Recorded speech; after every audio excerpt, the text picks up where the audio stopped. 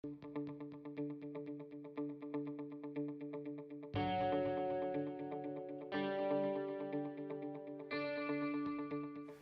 I left Pennsylvania yesterday morning, it was 20 degrees and snowing. So I can't believe that you guys are actually here. I know you have to come to class, but I was amazed that there are so many students walking around on campus. I guess you just haven't spent enough time back east during the winter, because I thought, I would not be surprised if the room's totally empty and they're all on the beach. Why would you not be on the beach the entire time? I walked on the beach at night. I was just amazed. I wanted to go in the ocean, but people said, are you from England or something? It's cold, the water. Don't go in there. Anyway, all of that is to say that I'm particularly grateful to Professor Brunstetter for inviting me. With a visit like this, there's usually one person who comes up with the idea and does a lot of work behind the scenes to make it happen and to bring that person out, and that's him, and I'm particularly grateful. I have about 60 slides that are arranged through my talk to keep you kind of entertained and awake. That means I go through them pretty fast, so if there's one image that particularly strikes you as interesting and you want to know more about it, make a note of it, and I can easily come back at the Q&A and talk more about that. So, Cortez's Tiger and the Halls of Montezuma, the history of an international lie. Part 1, the Tiger. The spoils of war continued to pile up. Just as quickly, the vultures swooped in and circled. Hernando Cortez felt himself besieged on all fronts. Increasingly paranoid and greedy, he repeatedly scrambled to assemble shiploads of precious metals and stones, Mesoamerican featherwork and cloth, animal skins, and Indian slaves. One such shipment was finalized in November of 1527 to be sent to his father in Spain. Cortez trusted few men, mostly only his relatives, and those fell in number almost as fast as they arrived in the Indies. The previous year, Cortez had been in Honduras, and while he was there, his enemies had arrested the two cousins of his who he had put in charge of the fledgling Spanish colony in the city of Mexico. One, Rodrigo de Paz, had been slowly tortured to death, and the other, Francisco de las Casas, had been shipped in chains to Spain. In the letter that Cortez wrote to his father to accompany this November 1527 shipment, he stressed that the cargo had nothing to do with Francisco de las Casas. Some pieces of gold were being sent to help his cousin with his political troubles, but he emphasized in the line that you can see underlined here, this is Cortez's own handwriting, "This deal is mine." The letter begins thus, and I'm going to just translate the first few lines. If you're expert at reading not only Spanish, but 1520s Spanish handwriting, you'll be able to follow. Sir, well, that's easy, the top word up there, Señor. Sir, here in my house, there has grown up since it was very little, a tiger. And it has turned out to be the most handsome animal that has ever been seen. For in addition to being very pretty, it's very tame and walks freely about the house and eats at the table whatever it is given. And it's therefore, it seems to me, that it could go on the ship very safely and will escape the fate of so many that have thus died. I implore your mercy, he's still talking to his father, I implore your mercy to give it to His Majesty, it's the King of Spain. For in truth, it is a piece to be presented. And he uses the Spanish word pieza, which is the same word that Spaniards used to describe human captives or indigenous slaves. So, what are we to make of this little sliver of historical detail? Well, according to other historians, not much. For while the letter survives in the archives, here it is again, it's as you can see by the reference, it's in Seville in the Imperial Archives, and it's even been published, nobody has ever really used it. So perhaps it's just a dot that nobody has been able to connect to other dots. After all, the job of historians is to explain why things turn out the way they do. But as we already know the outcome, We simply need to look back and connect the dots. Sounds simple, right? But the problem, in the words of one historian, is that there are too many dots. Well, let me present to you a few more dots over the next half hour or so and suggest how they might connect to each other and lead us back around to Cortez's taiga. Part 2, the portrait. Follow me now from where we just were, central Mexico in 1527, to Columbia, Tennessee, where today this house I visited a few months ago, the Polk Home and Museum, we can see that painting. You may recognize this chap as our taiga owner, Cortez. And I say you'll recognize him not because I know that you're all intimately familiar with what Cortez looked like, but I'm sure some of you read one of the readings that was assigned, particularly the one that was full of pretty pictures. And this painting was in there. Now, there are numerous posthumous portraits of Cortez, almost all terrible, like this one's pretty bad. Look at where his legs are. They don't look as if they're attached to his body.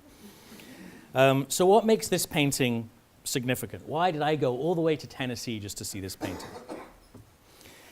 Before hanging in the museum in Columbia, the painting hung in the foyer of the now demolished Polk Mansion in Nashville. It was still there in 1891 upon the death of Sarah Childress Polk, who had brought it from the White House in January of 1849 upon becoming the outgoing First Lady. The tip of the arrow up there is actually, that's the painting. If you look closely, you can see it hanging on the wall. For the last year of the Polk presidency, the painting had hung in the White House lobby, where the First Lady made a point of showing it to all visitors. She liked to remark that the U.S. invasion of Mexico was one of her husband's greatest achievements. Quote, among the most important events in the history of this country. On the day that Sarah Childress Polk hung the painting in her Nashville mansion, she learned of the death of a General William Worth from the same cholera epidemic that would soon take her husband. Now, Worth was one of the heroes of the U.S. victory in Mexico, the U.S. invasion of Mexico that had taken half of that country. In fact, we are on a spot that was part of Mexico before that war. He claimed he saw the original painting in the hospital or Hospital de Jesus in Mexico City and commissioned a copy sent in 1848 to the First Lady as a gift. Now, more likely, the painting dates from the 18th century and Worth looted it. I didn't realize until I went and saw the painting actually in the flesh, as it were, a few months ago, that it obviously is not a 19th century copy, and therefore the statement that I made in that essay, which I had just written a week or two before I went to Columbia, Tennessee, that it was a copy and it was sent as a gift, I think is probably now wrong, and this is actually a looted piece. Either way, General Worth was struck by what he saw as powerful parallels between the invasions of Mexico in 1519 and 1847. And he wasn't the only one. American soldiers carried copies of William Prescott's The Conquest of Mexico on their march from Veracruz to Mexico City. The war made that book, published a few years before, a bestseller. Prescott, the author, was opposed at first to this war of naked aggression, but he changed his mind when the royalties started pouring in. The invasion did the same for a special wartime edition of a dreadful book that you will never have heard of, and neither had I until I started doing this research, but it was a big hit in the 19th century. Robert Montgomery Byrd's Calabar, or The Night of the Conquest, A Romance of Mexico. The new preface to that book compared General Scott to Cortez, reminding readers that both had invaded the same most magnificent of valleys with equal daring and intrepidity, facing the same petty forces. U.S. soldiers wrote home that they were walking in the footsteps of the great Cortez. Americans started calling their war the Second Conquest, and Scott asked Prescott to follow his book with one on the Second Mexican War. Part 3, the frieze. Well, just a few years after Scott and Worth styled themselves as the new conquistadors, marching into the halls of Montezuma, leaving a permanent imprint on the American imperial imagination, another visitor to Mexico City was struck by the imprint of conquest and empire on the urban landscape.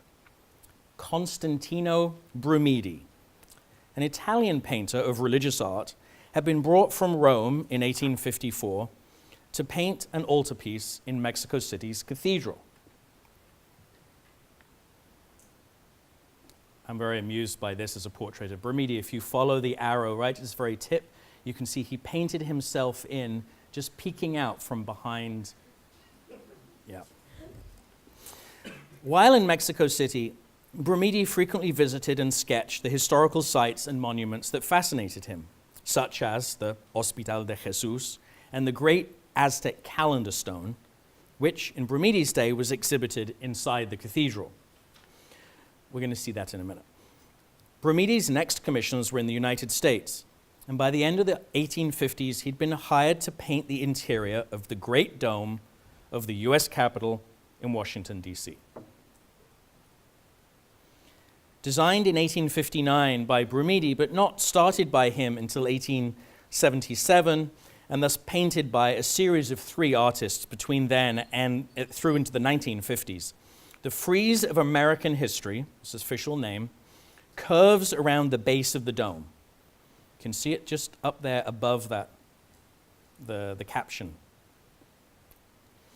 58 feet from the floor. 19 individual historical scenes comprise the frieze, with the third incorporating Brumidi's rendering of the Aztec calendar stone as a backdrop to this.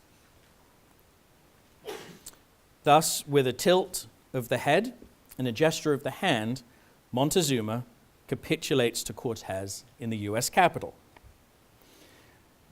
The surrender is a subtle one. The Aztec emperor's pose is one of proud welcome, not abject defeat. Yet the ramifications of the encounter seem clear. The forward motion of the scene is with the advancing armed Spanish conquistadors. The Aztecs are adorned with feathers, not weapons. One of three Aztec princesses is on her knees. Furthermore, the scene is a link in the chain of events that mark American history, from Columbus's first landing in the hemisphere through to, as conceived by Brumidi, remember this was in 1859, the discovery of gold here in California. This, the third of Brumidi's scenes, is echoed on the other side of the dome by the 15th scene. Depiction of US troops taking possession of Mexico City in 1847. Well, the parallel is inescapable. General Scott is Cortez. General Santa Anna is Montezuma. The two acts of surrender in Mexico City echo, illuminate, and legitimize each other, representing resonant moments in the march of progress that is American history. The frieze in the Capitol illustrates the simple fact that 3.5 centuries after Cortez met Montezuma, their encounter was still being remembered, represented, and reinscribed as a surrender. The clash of civilizations, the conquest wars, the protracted process of colonization are all eclipsed and elided into a single symbolic moment. For Cortez and the West, the moment is providentially triumphal. For Montezuma and Native America, it is one of voluntary capitulation and acceptance of fate. Well, Brumidi accidentally left space, actually as much as 30 feet, for later artists to update America's history, so that today the final scene is not the discovery of gold here in California, but the Wright brothers and the birth of aviation. And because the frieze is a circle, Wilbur Wright is adjacent to Columbus, separated only by an allegorical female America. So millions of visitors who go to the Capitol in this century can gaze up and see Columbus and the Wright brothers virtually side by side, just as they can see the mirrored pairs across the rotunda from each other of Cortez and Scott and Montezuma and Santa Anna. And the impression of the monumental weight of great events, of a predestined sequence of past moments, of facts carved in stone, is irresistible. Yet the frieze is not carved in stone. It's a mural, painted in grisaille, a fresco of whites and browns designed to look like stone. Likewise, the frieze depicts a series of encounters that actually took place, but those encounters are styled and juxtaposed to eliminate their ambiguities and complexities, all in the service of a greater message. Thus, the frieze's use of content, like its technique of composition, is an artful trick. We can let ourselves be fooled and accept Montezuma's surrender to Cortez, for example, as a fact carved in stone. Or we can open our eyes to the spectacular trickery of a lie that has lived for 500 years, surviving like a virus as it moves from image to image, page to page. Brumidi did not include Montezuma's surrender to Cortez in his frieze simply because it happened. It did not. Or because he believed it happened. He surely did, as did his peers. It was included because Montezuma's surrender was seen as a momentous example of barbarism accepting the progressive march of civilization. And as such, it functioned as a strong link in that chain of American history, reflecting how the United States sought to build and promote its legitimate place in the world. Part 4, the lie. As we connect these dots, creating our own chain of historical events and their interpretations, let us jump from Washington, D.C., where Cortez's portrait once hung in the White House and Montezuma still surrenders to him in the Capitol Dome, back to the Hospital de Jesus in Mexico City, visited by Worth and Scott as occupying generals and Brumidi as a visiting artist. The portrait they saw still hangs in the director's office of the longest functioning hospital in the Americas. The hospital was founded in the 1520s by Cortez on the very site where he first met Montezuma in 1519. Election day last November was the 497th anniversary to the day of that meeting. Now, the meeting, which I call The Meeting with a capital M, and it's the title of my new book, as Professor Brunstetter kindly already did the plug for me. You can be pre-ordering it on your phones on Amazon right now. No, it's not up. It's not up there. It's supposed to be out by the end of the year. The meeting, not my book, the actual meeting, took place at the entrance to the imperial capital city of Tenochtitlan. And that moment was not just the first meeting of Cortez and Montezuma, and let's give him his full name and title. Wei Tlatoani Motekusomatsin Shokoyotsin, which I can only really say once, so I'm not going to keep saying that. That's why I call him Montezuma, or in all the notes to my book, Monty. And there are a couple of Montys that slipped somehow through the net, so when the book got submitted to the editors at the press, there's a little on the comments back said, it's okay calling him Montezuma and not his real proper now-what name, but you can't call him Monty in the final book. I realized that. Yeah, I'm not going to do full Monty jokes. You can't resist when you're working with Montezuma not to have a bunch of papers at conferences with full Monty in them, Montezuma's Revenge, and so on. It really lends itself to it. So, the meeting between Cortez and Montezuma, one of the great meetings of human history, brought together two empires, two great civilizations, irreversibly together. And the setting of the meeting was spectacular, breathtaking. Perhaps the most stunningly beautiful combination of the natural and built environments in human history. What you're seeing right there is now completely covered as far as the eye can see with city. The lake has all been drained off. It's all city.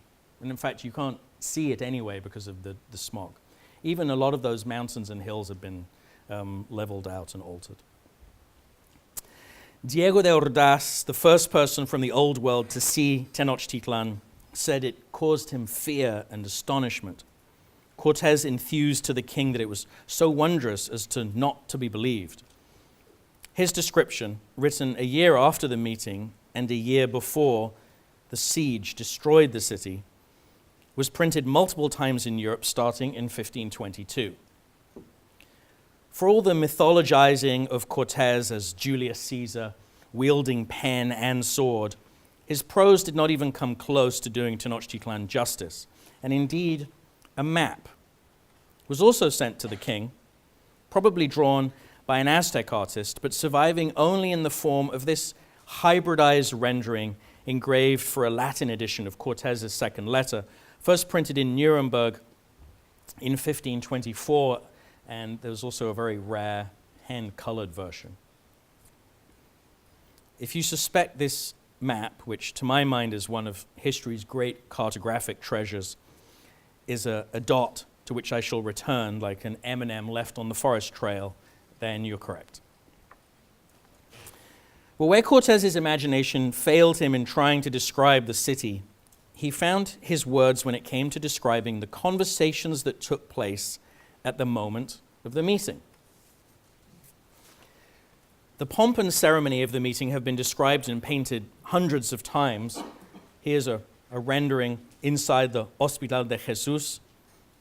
And on the oldest exterior wall of the building, an ugly plaque was recently replaced by a tiled copy of a nicer colonial-era painting.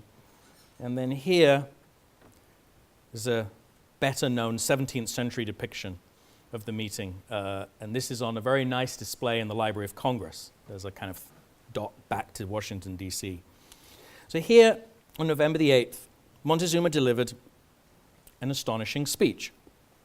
Even more astonishingly, Cortez reported the speech verbatim a year later, as if he remembered all 530 words of its Spanish translation. The emperor supposedly revealed that, generations ago, the Aztecs had been guided to Mexico by an ancient lord, who then departed, but whose return they had awaited ever since. That moment, Montezuma told Cortez, had now come, for the emperor believed the Spaniards to be descended from that ancient lord, and therefore, quote, this is Cortez's words, this is the words that Cortez put into Montezuma's mouth, "We believe and hold as certain that this great lord or king who sent you here is our natural lord, and therefore you may be sure that we will obey you and hold you as our lord." Well, Montezuma's surrender became the cornerstone of subsequent Spanish actions, justifications, and narrations, helping legitimize 3 centuries of colonial rule. Cortez's narrative became conquest gospel. It also survived in visual form as the rendering of early colonial artists, with an emphasis on the encounter as a capture. Here we see in an important book for this story, which I'm not going to talk about in detail, but we can come back to any of these bits and pieces that interest you. Bernal Diaz's so-called True History, showing here an actual arrest with Montezuma being put in irons. I don't believe this event ever took place. Or we can see how later on in the colonial centuries, and as we move closer to our own time, we go through the 17th, 18th, 19th century, we can see the early modern European imagination embellishing these accounts. I have a whole separate talk just about these images and showing how, as we move into the 19th century, with the romanticization of the moment, you get a kind of ethno-porn where all of a sudden there are bare-breasted Aztec women sort of lounging around in the foreground and the background as Montezuma and Cortez meet. And then we're back to Brumidi. So if the meeting as surrender is such a whopping great lie, why did it take root so deeply in the 16th century and persist unexposed for half a millennium? Well, there are many reasons. I'm going to very briefly run through 7, because I like the number 7. First, the lie was first put to paper in 1520 by Cortez at the absolute low point of the invasion, when most conquistadors from the original expedition were dead, and the few hundred wounded survivors had been chased out of Aztec territory. So the surrender story performed a kind of magic trick. It turned Aztec victory into a rebellion. Just a temporary setback, a revolt that could be crushed, and the empire, righteously won, could be regained. Second, the violence that followed the meeting. Massacres of whole towns, mass enslavement of millions of women and children across Mesoamerica, it's across Mexico, Central America in the 1520s, 1530s, 1540s, at a level of warfare that arguably could be termed genocidal. I'll leave that term kind of hanging to come back to if we want to. All of that meant that the need to justify conquest became more, not less pressing after the fall of the Aztec Empire. Third, the political culture of triumphal entry into a city was deeply rooted in Spain.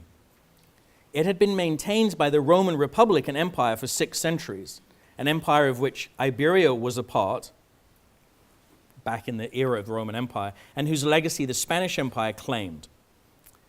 In other words, we're going back centuries, if not millennia, of a particular tradition here. Victories were routinely cemented by triumphal entries, and the calendar was marked by commemorations, even ritual reenactments of past triumphal entries. For example, August the 13th, the day Aztec Tenochtitlan fell, was celebrated for centuries in colonial Mexico with a massive procession of state and church officials who processed out of the city and then triumphally back into it. Fourthly, as the surrender story worked its way into Spanish chronicles and histories, so did it become part of the narrative repeated in other European languages. A French historian writing in the 1750s, for example, a guy called the Abbé Prévost, spotted that the tale was, quote, highly suspect, but seemed otherwise because he had found it in so many other books. And then he went ahead and repeated it himself. We would call that confirmation bias. Fifth, as the age of Western imperial expansion reached its apex in the modern centuries, Europe's empires joined by the young United States. All imperial states embraced the fiction or mythology of indigenous welcome, surrender, capitulation, and acceptance of Western superiority. Sixth, Montezuma's ancestors had their own reasons for perpetuating the surrender story throughout the centuries of Spanish colonialism.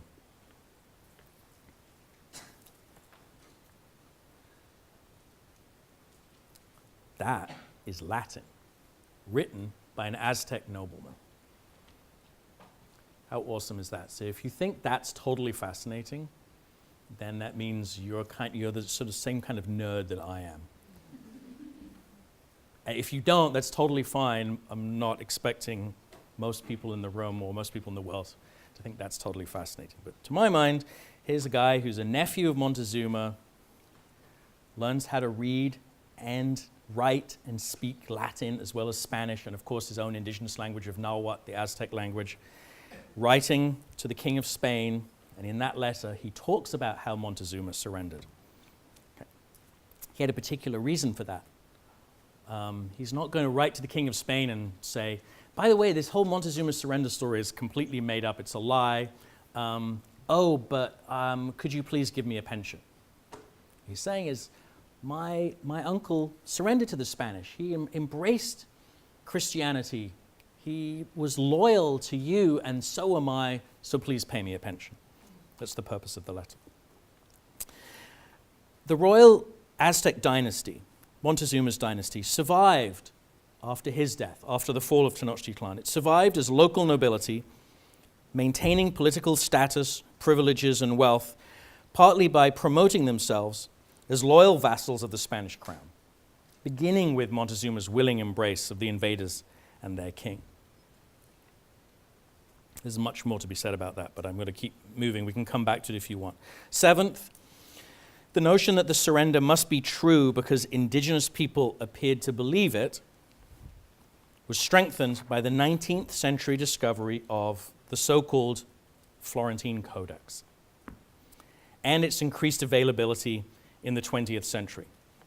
This so-called codex, it isn't really a codex, it was created and written and assembled by a Franciscan friar, sent to Spain to be published. It was, for various reasons that we can come back to those as well, it was decided that it was too inflammatory, it was shelved, it disappeared, nobody knew about it for hundreds of years. It's 12 volumes, ends up in Florence, and it's still there, that's why it's called the Florentine Codex.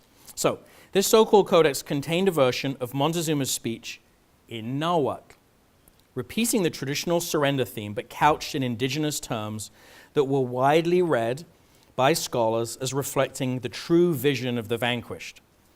And in this version, Montezuma declares that, again, for generations, the emperors of Mexico have awaited the prophesied return of their ancient sovereign. And now, Montezuma supposedly tells Cortez, he has come, you have come.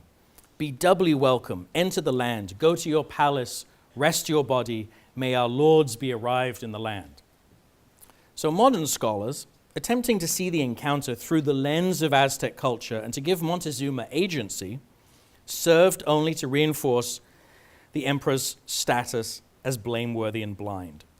So the traditional narrative is updated in the 20th century to include the detail that Montezuma identified Cortez with a specific returning man god called Quetzalcoatl, an ancient Mesoamerican myth applied to the conquest story by Franciscan friars like Fray Bernardino de Sahagún, who had conceived, compiled, and created much of this so-called Florentine Codex. And no early source identifies Cortez with any Aztec god. No matter, the Quetzalcoatl myth was taken as the solution to the riddle of Montezuma's surrender.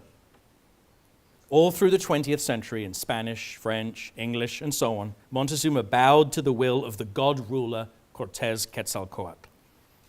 The catalogue to Aztecs, 2002 London exhibition, simply expressed the prevailing interpretation when it declared that Cortez met Montezuma, quote, on Quetzalcoatl's name day. Not true. Which was, quote, a crucial factor in the downfall of the Aztec Empire. Not true. And, quote, said to be the reason why the Aztec ruler welcomed Cortez with open arms, mistaking him for the hero king returning from the sea. Also not true. In other words, the traditional narrative of surrender survived, but dressed in indigenous clothing. So the significance of this meeting then is not just its status as one of history's great milestone encounters. It's the persistent dominance of the Cortez-based depiction of the event, surely unfaithful, distorted, even dramatically fictitious. In short, a big fat lie. The traditional narrative of the entire conquest of Mexico, the story we thought was true, effectively stems from that account of the meeting. If we rethink the meeting, we can rethink its protagonists, their war, perhaps the entire history of conquest and colonization in the whole of the Americas. And more than that, we might ponder how the dominant traditional narrative of the conquest of Mexico as a triumphal inevitability legitimated by a providential surrender echoes through the centuries, through all the European conquests that underpinned the global triumph of the West, resonating in modern multimedia renderings of that grand narrative. Lord of the Rings, Harry Potter, yes, seriously, Star Wars, with their racialized universes and cosmic victory of good over evil, civilization over barbarism. Think of the implications of this. It has proved possible for one man's lie to become an official deception used to justify generations of warfare, appropriated for centuries to help justify wars of conquest and colonization that have slaughtered or enslaved hundreds of millions of people, underpinning the world we live in today. What is there to stop the lie being perpetuated for another half millennium, or another lie taking its place? Well, that's a lot to ponder. So let's zoom back in and focus on Cortez. Part 5, the legend.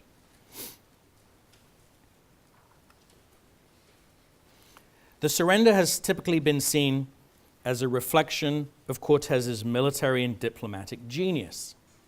The story goes like this.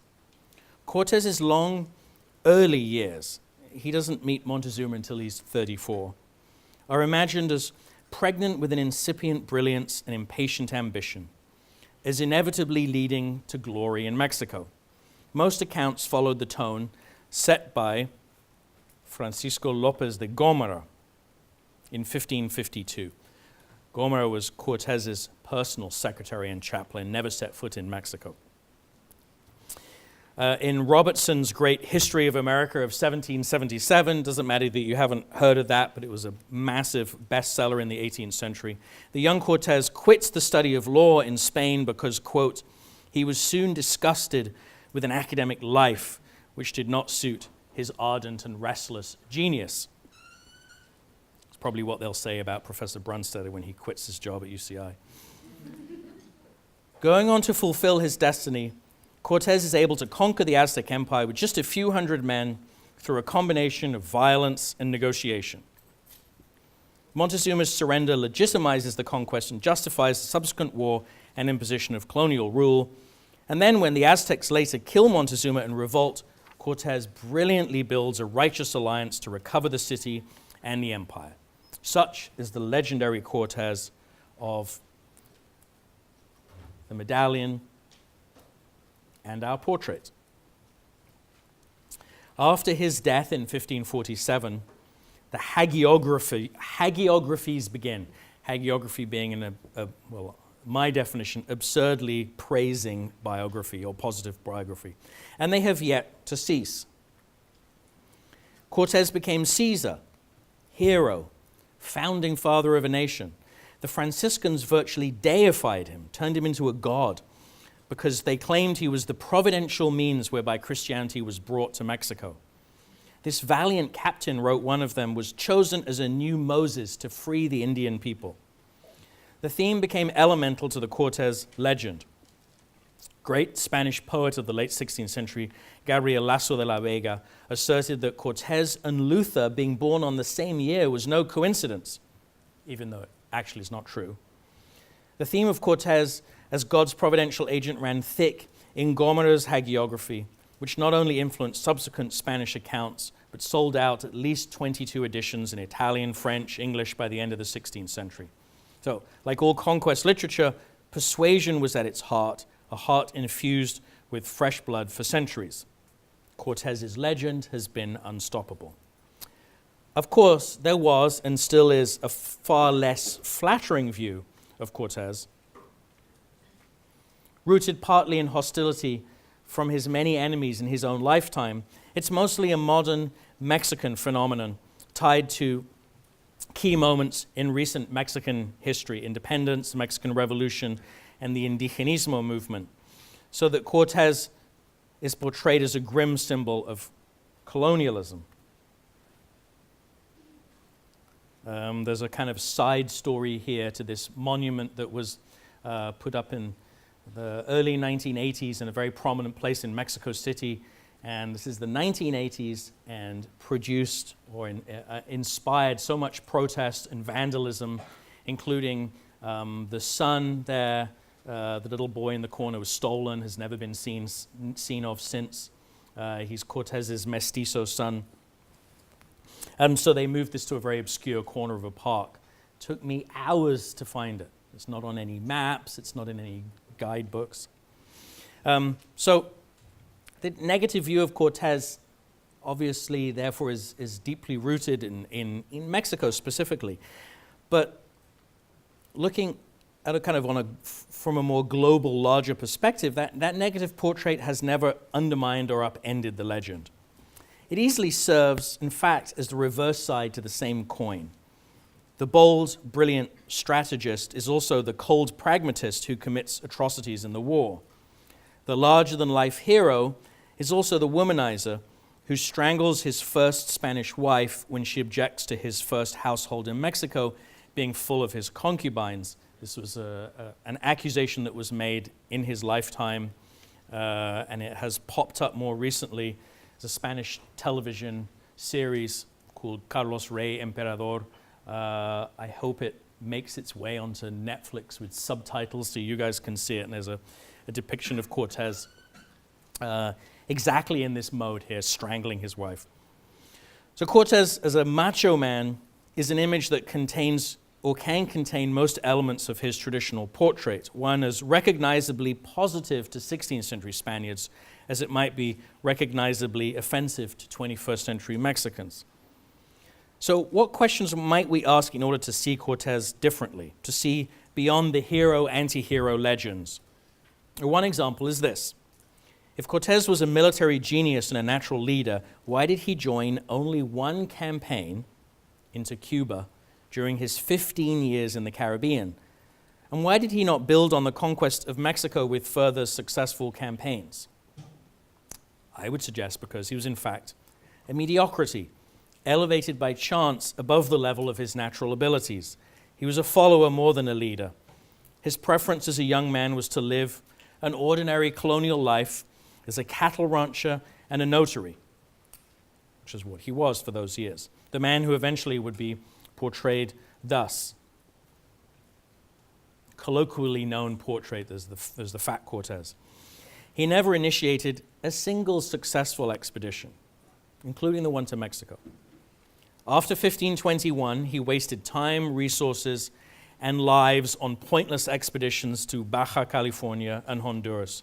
In Spain, he tried to sell the king on similarly absurd ventures, such as a crusade to take Jerusalem from the Turks.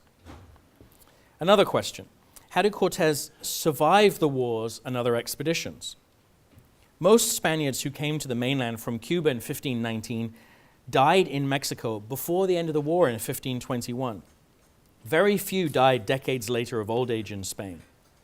Despite ubiquitous assertions, you see it still in all of the textbooks, that 400 or even 350 conquistadors conquered the Aztecs. In fact, over 3,000 came to Mexico during the war, of whom 2/3 died during it. So looking closely at accounts of skirmishes and battles, both in the 1519 to 21 war and later expeditions in Mexico and Central America, it becomes clear that Cortez preferred to lead from behind. A 17th century chronicler of Aztec royal descent named Ixtlilxochitl wrote that Cortez proved, quote, what they say about all cruel men being cowards. Well, Ixtlilxochitl was biased, but he rightfully noted how Cortez kept his head down. He allowed others to take the blows. The instinct that saved him was one of self-preservation, not boldness. So perhaps this portrait, and he's the guy standing right there in the middle, posing, not fighting. Perhaps this portrait, a scene from a 17th century biombo or screen painting depicting the fall of Tenochtitlan, unintentionally captures the spirit of a leader who posed rather than fought, who took the limelight but not the slings and arrows. If we undermine Cortez's military machismo, how do we explain his allegedly triumphal rule of his alleged creation, New Spain, through the 1520s, state building from his palace full of women? Well, in fact, New Spain existed in name only. The new settlers were few in number, concentrated near the ruins of Tenochtitlan, and bitterly divided. The Aztec Empire was largely still intact, and the only way for the Spaniards to survive was to keep it that way. Let it be run by a coalition of conquistadors and Nahua nobles. Tenochtitlan was not rebuilt as Mexico City by Cortez. It was rebuilt and governed in the 1520s and 1530s by surviving members of the Aztec royal family, turning slowly into Mexico City over subsequent decades. Campaigns into the provinces in the 1520s were conducted as much by former Aztecs as by Spaniards. So the initial transition was not yet the shift to colonial rule, but merely a change in rulership at the center. The message was, the empire survives. Keep paying tribute. Cortez's control was an illusion. He was obliged to mimic Montezuma, to play the role of his successor, complete with a court and household staffed with concubines and other women. The famous Malinche, his indigenous interpreter, for example. Some of these women had been part of Montezuma's same household. One was the emperor's senior daughter, Tecuichpo Ixcaxochitzin, christened Doña Isabel Moctezuma. She was briefly married to both of her father's successors, Cuitlahuac and Cuauhtemoc, then transferred to Cortés in 1521 as if he were the next in line to the throne. And despite being formally married to a series of Spaniards, Doña Isabel bore Cortés a child. Evidence, according to one of Cortés's enemies, that he lived, quote, like a heathen, not a Christian. Like a heathen, in other words, like an Aztec. For in the chaos of the 1520s, Cortés had no choice but to become a Montezuma impersonator, and a pale one at that. Okay, final section. The collector. If the distorted depiction of the meeting as surrender undermines the laudatory view of Cortés, it also underpins the derogatory view of Montezuma. It creates a winner and a loser, each dependent on the other for their image to be whole. Cortés has been the anti-Montezuma, and Montezuma the anti-Cortés. One scholar of literature calls them monstrous doubles of one another. In the traditional narrative, Montezuma is so unnerved by the Spanish arrival, the apparent relevance of this Quetzalcoatl prophecy, that he panics, he dithers, and then he surrenders. As the Cortés legend developed, so did Montezuma's reputation as a cowardly failure whose surrender legitimized Spanish conquest, but also reflected the superstitious, barbaric weakness of the emperor himself and the civilization that produced him. Historians have been piling on adjectival variations on the theme of Montezuma as timorous, cowardly, deluded, foolish, from the 1540s right up to the present. Yet, at the same time, it was clear that Montezuma was the powerful, authoritarian ruler of an expanding empire. A counter-image thus developed over the centuries, one that saw Montezuma as a prime example of a forceful, aggressive, majestic prince, willing to lead armies and execute captives with his own hands. The effect of this counter-image was to turn Montezuma into a contradiction. He didn't quite make sense, one that defied good visual representation. And one of the portions of this research that I enjoyed the most was tracking all the portraits of Montezuma to detect patterns. No one had any idea what he looked like. In terms of his physical appearance, every portrait is different. They all look like different representations of different men. The only thing they have in common is the feathers, which we'll come back to. So on the one hand, Montezuma allegedly participated unflinchingly in sacrificial rituals himself. Yet, when he heard descriptions of the Spaniards, he, quote, trembled with fear and almost fainted, as one Franciscan friar put it. In children's books of the 19th and 20th centuries, Montezuma was a pathetic figure compared to the saintly Bartolomé de las Casas, here on the left, and Cortés the Killer, there he is surrounded by skulls. Mexican children learned of, quote, the sadly famous Moctezuma, doubly cursed as a great general of rapacious conquering armies and as the supreme pontiff of wily, stultifying priesthood. One English historian in the mid-20th century confessed that, quote, one cannot help feeling that Montezuma was a monster and the sacrifice of his captives a ritual murder, end quote. And yet this monster, quickly believing that Cortés was the returning god, Quetzalcoatl, was overwhelmed with awe at the prospect of the god's approach. So here we have this sadly famous emperor portrayed as a kind of lily-livered serial killer.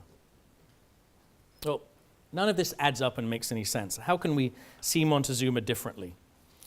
I suggest, first of all, we need to see Aztec civilization differently.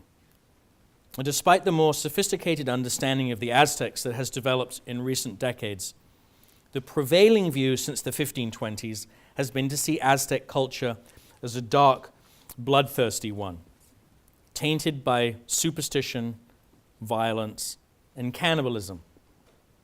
Well, this is an image from the 16th century, but now I'm going to show you the cover of what is certainly in the UK and in Australia and Canada. I don't know if this is true in the United States, but let's just say in the English-speaking world, the best-selling book about the Aztecs.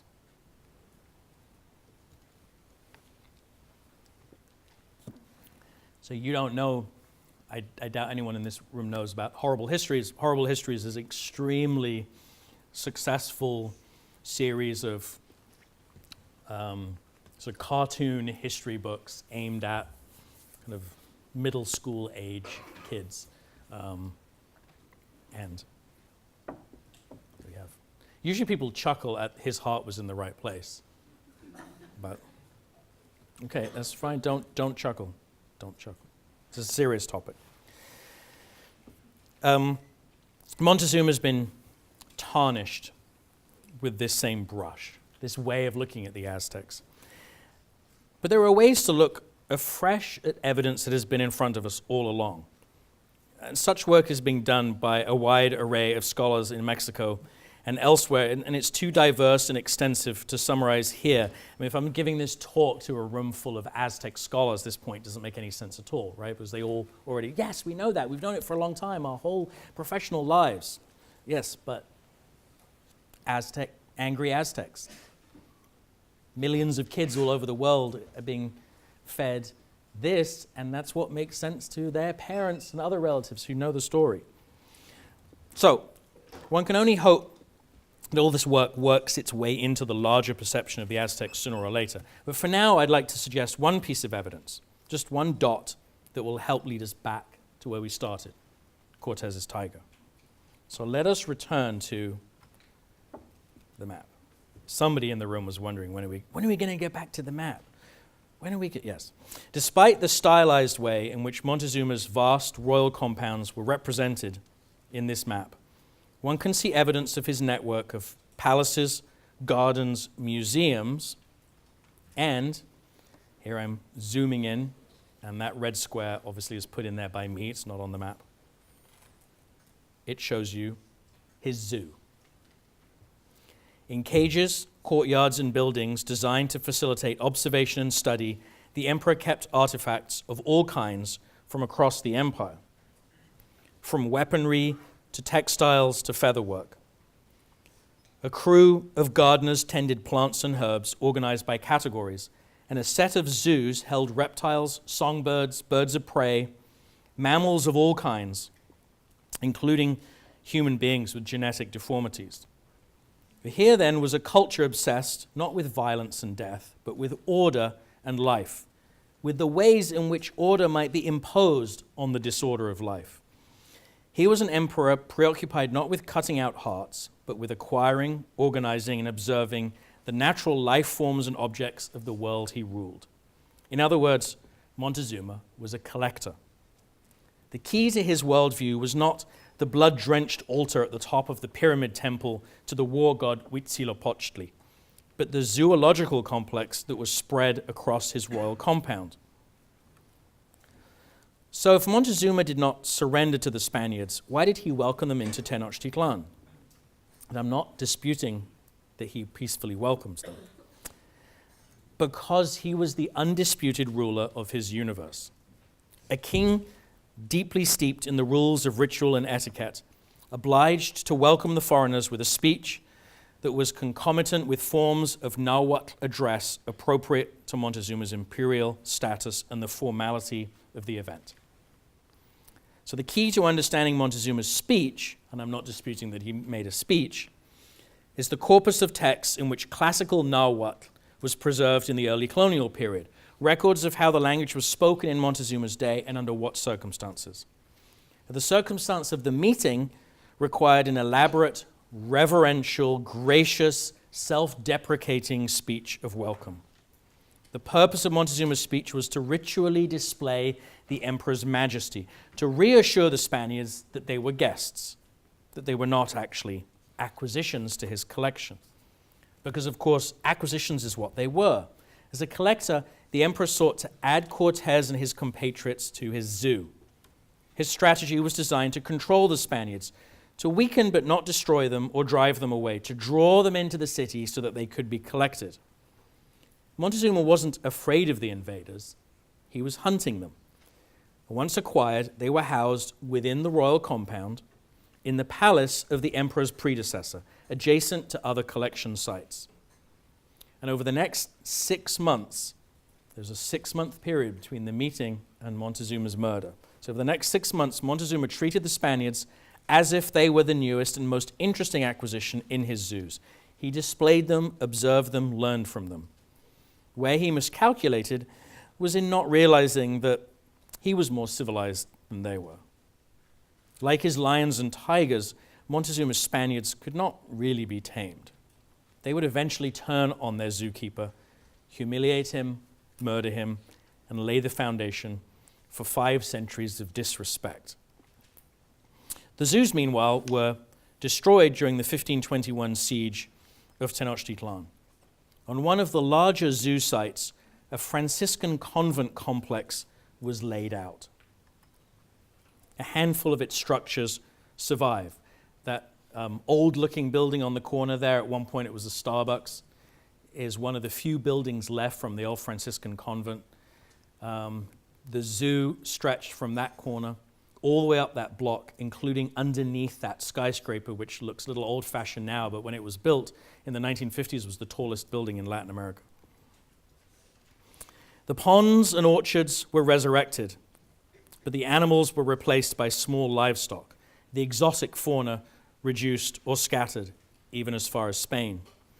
One cannot help but wonder whether the Nahua slaves and servants who toiled where the zoo once flourished saw their world as marked more by continuity or by change.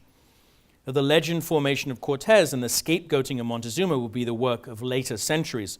So the Spaniards and Nahuas who survived the war might have recognized the Cortez presented here in this talk, cut down to size, and likewise the Montezuma, his majesty uncompromised.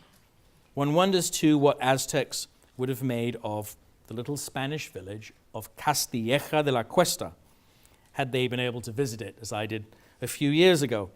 Cortez died there in 1547, and I went there looking in vain for any commemorative plaque or monument, finding only in a local bar this evidence of the impact of the conquistador and his encounter with the Aztec emperor.